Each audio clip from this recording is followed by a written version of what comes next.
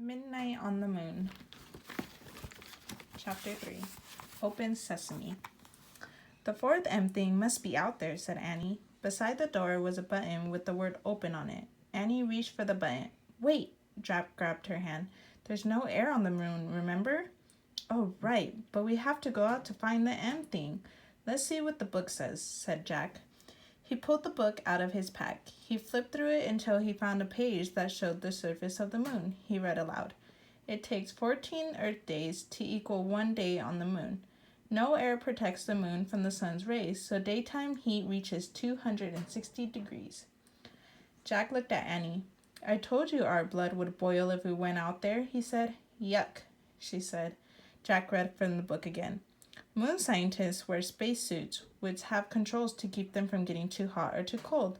They have tanks which provide air for 2 hours. Where do we get spacesuits? Asked Annie. She looked around, then trotted back down the hallway. Maybe there? Jack was studying his map. Let's try the spacesuit storeroom. Don't look at the map, said Annie. Look at the real room. Jack glanced up. Annie was peering through a doorway off the hall. There's a ton of space stuff in there, she said. Jack went to look. Bulky white suits hung from hangers. Air tanks, helmets, gloves, and boots sat in neat rows on shelves. Wow, it's like the armor room in the castle, said Jack. Yeah, with huge armor, said Annie. Let's pick out the smallest stuff, said Jack. The suits can go over our clothes. Annie found the smallest white suit, and Jack found the next smallest. They stepped into them. Then Annie locked Jack's air tank into place. Thanks, he said, and he did the same for her. Thanks, she said. Gloves? Said Jack. He and Annie pulled on white gloves. Boots? Said Annie. They each pulled on a pair of huge white boots. Helmets? Said Jack. He reached for a helmet. Wow, they're pretty light, he said. I thought they'd be like the knight's helmets. Jack and Annie put the helmets on. They locked each other's into place. I can't move my head right or left, said Annie. Me neither, said Jack. Let's try walking. Jack and Annie moved clumsily around the room. Jack felt like a fat snowman. Close your visor, said Annie. They both closed their see-through visor. Cool air filled Jack's helmet. I can breathe, Annie yelled. Her voice boomed in Jack's ear. Ow. Talk quietly, Jack said. We have 2-way radios inside our helmets. Sorry, whispered Annie.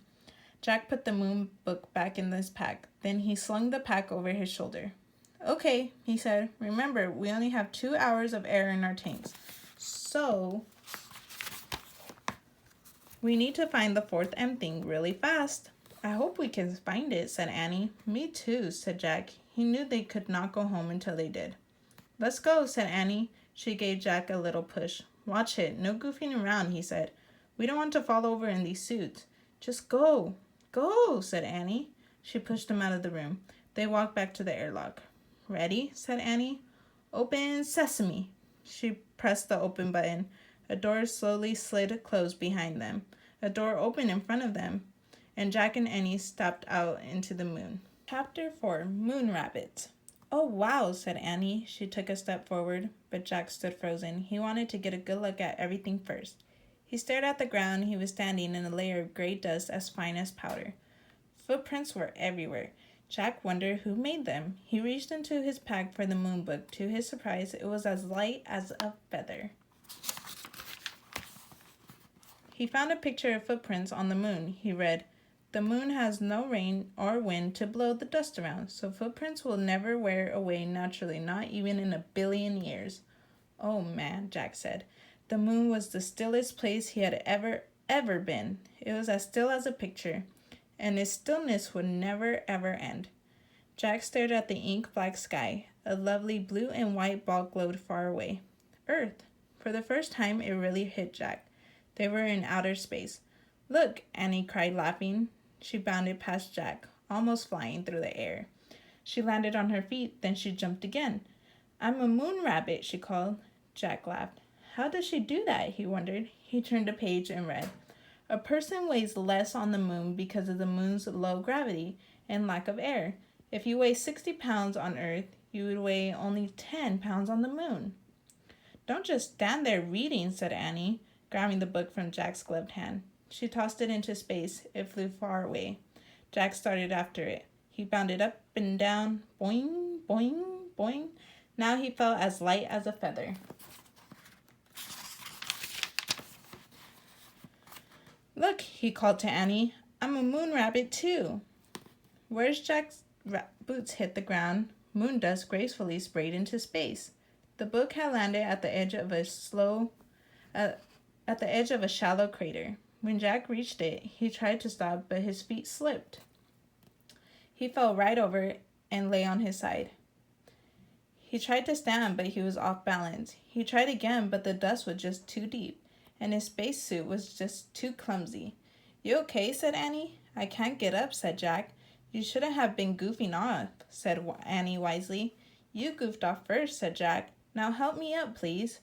Annie started toward him. Don't fall too, warned Jack. I won't. Annie moved very slowly. She half floated, half walked.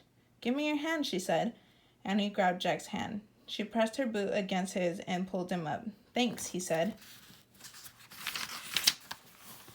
No problem, she said. It was easy. You were really light. Thank goodness, said Jack. It's impossible to get up alone. He picked up the moon book. It was covered with dust. He brushed it off. Oh, wow. Look, said Annie. She stood at the edge of the crater. What is it? Said Jack. A moon buggy, said Annie. The buggy was parked in the crater. It had 4 huge wheels. Let's go for a ride, said Annie. We can't, said Jack. You just have 2 hours of air in our tanks, remember? We'll find the M thing faster if we take the moon buggy. Annie bounded into the crater. But we can't drive, said Jack. I bet I can drive this, said Annie. It looks easy. Come on. She jumped into the driver's seat. But you don't have a license, said Jack. Who cares, said Annie. There aren't any roads on the moon, or stoplights, or policemen either. She was right, Jack thought. We'll go slow, he said, and he climbed in beside her. Annie pushed a button labeled on. The moon buggy lurched backward. Yikes, said Annie. Step on the brake, said Jack. Annie pressed the pedal on the floor. The buggy stopped with a jerk. Phew, she said. It must be in reverse, said Jack. Let me study this. But before he could study anything, Annie pushed another button. The buggy tilted back. Its front wheels started to rise into the air. Let me out of here, said Jack. Annie pushed more buttons. The buggy's front wheels landed back on the ground, and the buggy leaped forward. Slower, said Jack. I can't, said Annie. I don't know how. Annie steered the buggy over the tracks on the ground. The wide wheels kept it from sinking into the deep dust. Careful, said Jack. The buggy zoomed out of the crater. Gray clouds of dust rose behind them as they took off across the moon.